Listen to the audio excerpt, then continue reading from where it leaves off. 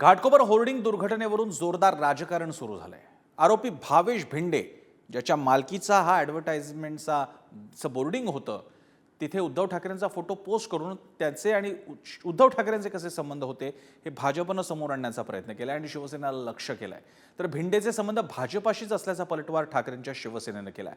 आता इतकं मोठं होर्डिंग लावण्याची परवानगी दिली कुणी, यावरून मुंबई महापालिका आणि रेल्वे पोलीस हे आपापला बचाव करताना दिसतात। या दुर्घटनेत 14 जणांचे नाहक बळी गेलेत, याचा विसर मात्र राजकारण्यांना पडलाय का, असा प्रश्न उपस्थित होतोय।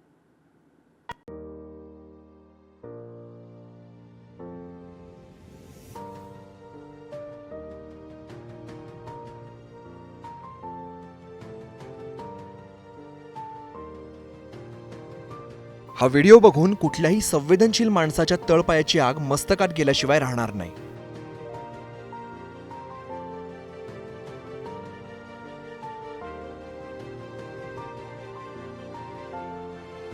कारण एका बाजूला घाटकोपर होर्डिंग दुर्घटनेत अडकलेले नागरिक मृत्यूशी झुंज देत असताना दुसरीकडे मविया आणि महायुतीतील नेते त्याच दुर्घटनास्थळावरती एकमेकांची बाचाबाची करताना पाहायला मिळाले।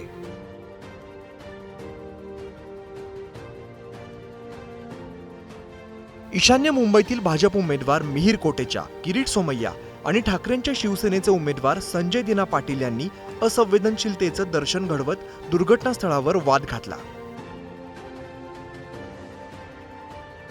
आता हा व्हिडिओ व्हायरल होताच दोन्ही गटाच्या नेत्यांकडून आरोप प्रत्यारोपही केले जात आहेत। बचाव कार्य करणाऱ्या अग्निशामक दलाच्या जवानांना रोखून किरीट सोमय्यांनी दुर्घटनास्थळावरती जाण्याची काय गरज होती, असा सवाल संजय दिना पाटलांनी केलाय।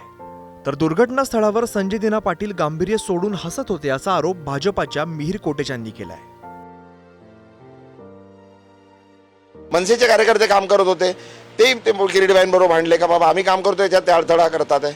क्रेन आली, त्यांचे लोक घेऊन उभे आहेत, त्यांना आतमध्ये येऊन देत नाही, म्हणजे ते अडथळे निर्माण करत होते। जे किरीटबाई तिकडे आले आणि जे किरीटबाईंचं म्हणजे ते स्वभावाचं आहे का जरा सर्व जे काय करायचं, आणि तिकडे तुमची टीम होती, त्यांना विचारा काय चालू होतं, ते काम काय होत नव्हतं, अडथळा निर्माण करत होते। तुम्ही जर ते व्हिडिओ पूर्णपणे पाहिला तर आधी श्री संजय पाटील हे तिकडे जोक मारतायत, जोर जोराने हसतायत।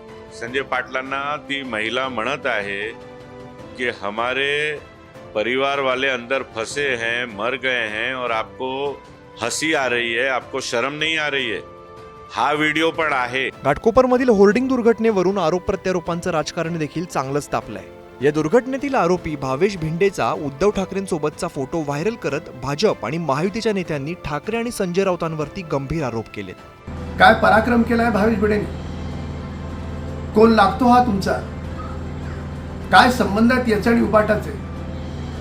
आम्हाला आरोप प्रत्यारोप नाही करायचे, पण राजकीय संरक्षण असल्याशिवाय ते देखील मुंबई शहरात असं 3 मजली अनधिकृत होर्डिंग कोणी उभं करू शकतं?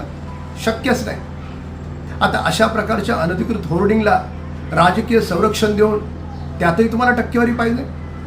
ही जे जमीन आहे ही ताब्यात देण्याच्या सगळ्या घटना 1 जानेवारी 2020 1 मार्च 2022 दरम्यानचा आहे।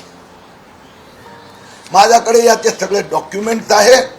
भाजप नेत्यांच्या आरोपानंतर मविया नेत्यांनी देखील घाटकोपर दुर्घटनेवरून राज्य सरकारला धारेवर धरलंय।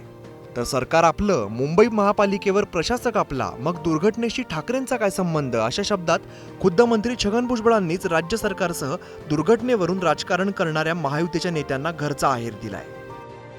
आता आहे की सरकार आमचं आहे, महानगरपालिका सुद्धा जे आहे आमचीच आहे सध्या, म्हणजे सरकारच्या। उद्धव ठाकरेचा काय संबंध? 2.5-3 वर्षापासून महापालिकेचं शासन कोणाचं आहे? शिवसेना सत्तेत आहे का? मुंबईमध्ये कोणाचंही राज्य नाही, ना शिवसेनेचं न कोणाचं। भारतीय जनता पक्ष, शिंदे गट हे प्रशासनाच्या माध्यमातून राज्य करत आहे। त्याच्यामुळे कालच्या अपघाताला आणि मृत्यूला हेच जबाबदार लागला। शासनाची ही जबाबदारी बनते, केवळ व्हिजिट करून मदत करून यातून मार्ग सुटणार नाही, तर या मुंबई, ठाणे, नवी मुंबई या मेट्रो याच्यामध्ये जेवढ्या काही होल्डिंग आहेत त्या सगळ्यांचा आता यांनी एक ऑडिट करून घेतलं पाहिजे. त्या इलिगल आहेत, लिगल आहेत. एक रिपोर्ट पब्लिकला सुद्धा माहिती झाली पाहिजे की यांनी काय कारवाई केलेली आहे. घाटकोपरमधील दुर्घटनेवरून राजकारण तापलेलं असताना आरोपी भावेश भिंडेवर सदोष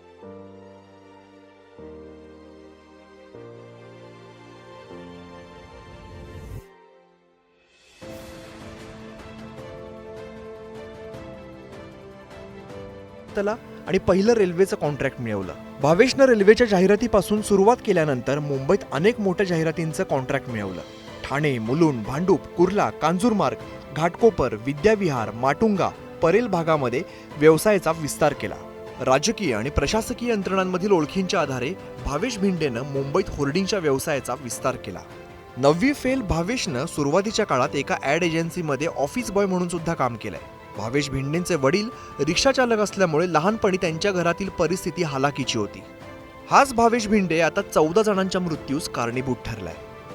आता या दुर्घटनेनंतर भावेश भिंडेला होर्डिंग लावण्यासाठी परवानगी कोणी दिली, ही जागा कोणाच्या अखत्यारीत होती, असे अनेक सवाल उपस्थित केले जात आहेत. ज्या जमिनीवरती होर्डिंग लावण्यात आलं ती जमीन रेल्वे आणि महाराष्ट्र राज्य पोलीस हाऊसिंग वेलफेअर कॉर्पोरेशनच्या मालकीची आहे. 7 डिसेंबर 2021 रोजी रेल्वे पोलीस कार्यालयामधून भावेश भिंडेला बेकायदेशीर होर्डिंग लावण्यासाठी परवानगी देण्यात आली. बेकायदेशीर होर्डिंग प्रकरणामध्ये मुंबई महापालिकेने पहिली FIR 2023 साली मे महिन्यामध्ये दाखल केल्याचा दावा करण्यात आलाय. पंतनगर पोलीस स्टेशनमध्ये दाखल करण्यात आलेल्या गुन्ह्यानंतर महापालिका अधिकाऱ्यांनी प्रकरणाचा पाठपुरावा केला नाही. मुंबईत 40 बाय 40 फुटांच्या होर्डिंगची परवानगी असताना जे होर्डिंग पडलं ते 120 बाय 120 स्क्वेअर फुटाचं होतं.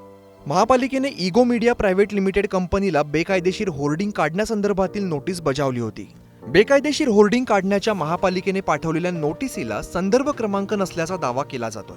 त्यामुळे जर हे होर्डिंग बेकायदेशीर असल्याचं मुंबई महापालिकेला माहिती होतं तर ते हटवण्याची कारवाई का केली नाही, असा सवाल खुद्द मंत्री छगन भुजबळांनीच उपस्थित केलाय. तर आरोपी भावेश भिंडेसह या घटनेला रेल्वे पोलीस आणि महापालिका देखील जबाबदार असल्याचा आरोप RTA कार्यकर्ते अनिल गलगलेंनी केलाय. लोकांचे असे मृत्यू झाल्यानंतर मग सगळं तुम्ही धाव घेणार सगळे, ते बरोबर नाहीये. सगळ्या संस्थांनी याची काळजी घेतली पाहिजे. आणि आता रस्त्यावर जाणाऱ्या लोकांचा काय गुन्हा, काय तिथे राहणाऱ्या लोकांचा गुन्हा काय? ठीक आहे, आता शासन 5-5 लाख रुपये देईल, आता म्हणजे संपलं. म्हणून माझी विनंती आहे, ते सगळे जे काही होर्डिंग्स आहे, ह्या होर्डिंग हे नियमाप्रमाणे आहेत की नाही, या सगळ्या ठिकाणचे याची चौकशी झाली पाहिजे. आणि ती महाराष्ट्र सरकारच्या संस्था असतील किंवा महानगरपालिका असेल, या सगळ्यांनी ती पूर्ण केली पाहिजे. खरं पाहिलं तर अशा ठिकाणी महापालिकेची सुद्धा तेवढीच जबाबदारी आहे, कारण त्यांनी अशा होर्डिंगवरती ताबडतोब कारवाई करण्याची आवश्यकता होती. परंतु लोहमार्ग पोलिसांची जागा असल्यामुळे त्यांनी फक्त पत्र लिहून एक औपचारिकता पुरी केली. आज मुंबईमध्ये रेल्वे असून देत, MMRD असून देत, MSRDC असून देत किंवा BPT, तिथे अशा प्रकारच्या होर्डिंग लावलेल्या आहेत. त्याच्या ऑडिट होणे आवश्यक आहेत, जेणेकरून अशा दुर्घटना भविष्यामध्ये होणार नाहीत. इसको राजनीति से न जोड़िए, इसमें कोई राजनीतिक पार्टी को सामने मत लाइए. यह पूरी तरह से प्रशासनिक फेलियर है. राजनीतिक दल के जो बड़े बड़े नेता हैं महाराष्ट्र में, वो इस समय चुनावी रैलियों में घूम रहे हैं. अजीत पवार हो, देवेंद्र फडणवीस हो, एकनाथ शिंदे हो, उनकी पूरी टीम हो, केवल चुनाव प्रचार में लगे हुए हैं, क्योंकि 2 दिन बाद मोदी जी की रैली होने वाली है उसी सब इलाकों से. कितना दुर्भाग्यपूर्ण है कि ऐसे संवेदनशील मामलों में भी बीजेपी और बीजेपी के नेता राजनीति करने से बाज नहीं आते. अनधिकृत होर्डिंग्स कोसळून तब्बल 14 जणांना नाहक आपलं प्राण गमवावं लागलंय.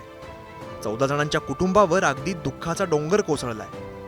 आणि असं असताना असंवेदनशीलतेचं दर्शन घडवत राजकीय नेते मात्र आरोप प्रत्यारोपांच्या राजकारणातच धन्यता मानताना दिसत आहेत. मुंबईहून पंकज दळवी, धनंजय दळवी, प्रशांत अंकुशराव, पुढारी न्यूज.